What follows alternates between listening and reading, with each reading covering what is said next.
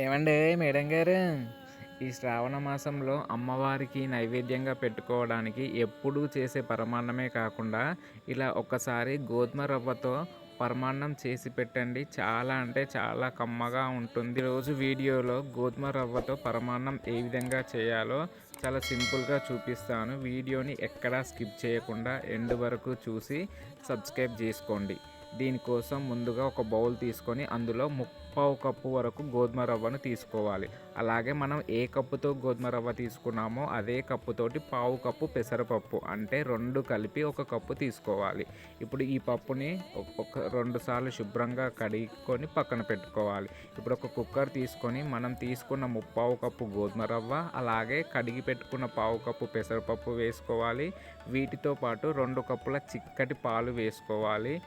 అలాగే ఒక కప్పున్నర వరకు వాటర్ వేసుకోవాలి. ఇక్కడ పాలు నేను పచ్చి పాలే తీసుకున్నానండి. మంటను మీడియం ఫ్లేమ్లో పెట్టుకొని ఈ కుక్కర్ను ఒక 4 విజిల్స్ వచ్చేంత వరకు ఉడికించుకోవాలి.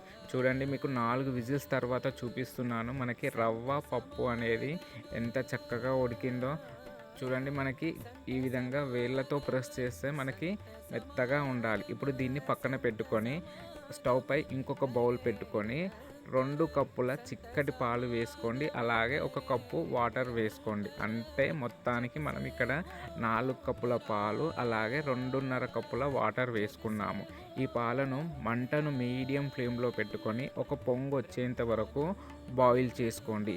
ఈ విధంగా పాలు పొంగు వచ్చిన తర్వాత మనం ఉడికించుకున్న గోధుమ రవ్వను అంతా కూడా ఈ పాలల్లో వేసుకొని మంటను లో ఫ్లేమ్లో పెట్టుకొని ఈ రవ్వ అంతా కూడా పాలల్లో కలిసే విధంగా చక్కగా కలుపుకోవాలి.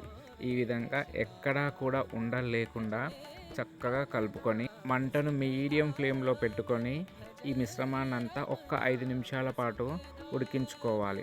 అలాగే అడుగు మాడిపోకుండా మధ్య మధ్యలో కలుపుకుంటూ ఉడికించుకోవాలి. చూడండి, మనకి కన్సిస్టెన్సీ అనేది ఈ విధంగా ఉన్నప్పుడు స్టవ్ ఆఫ్ చేసుకోవాలి. చూడండి, మనకి ఈ మిశ్రమం అనేది ఇలా ఉంటుంది. ఇప్పుడు ఇందులో మనం ఏ కప్పుతో అయితే గోధుమ రవ్వ తీసుకున్నామో అదే కప్పుతోటి కప్పున్నర బెల్లం తురుము వేసుకోవాలి. మీకు స్వీట్ ఇంకొంచెం ఎక్కువ కావాలంటే ఇంకొక అరకప్పు ఎక్కువగా వేసుకోండి. వేసిన వెంటనే కదపకుండా ఒక 5 నిమిషాల పాటు మూత పెట్టుకొని ఈ బెల్లాన్ని కరిగించుకుందాం. ఇప్పుడు బెల్లం కరిగేలోపు స్టవ్ పై ఇంకొక ప్యాన్ పెట్టుకొని 1 టేబుల్ స్పూన్ నెయ్యి వేసుకొని అలాగే 2 టేబుల్ స్పూన్ల వరకు జీడిపప్పు పలుకులను కూడా వేసుకొని మంటను లో ఫ్లేమ్లో పెట్టుకొని ఇవి గోల్డెన్ షేడ్ వచ్చేంత వరకు ఫ్రై చేసి స్టవ్ ఆఫ్ చేసుకుందాం.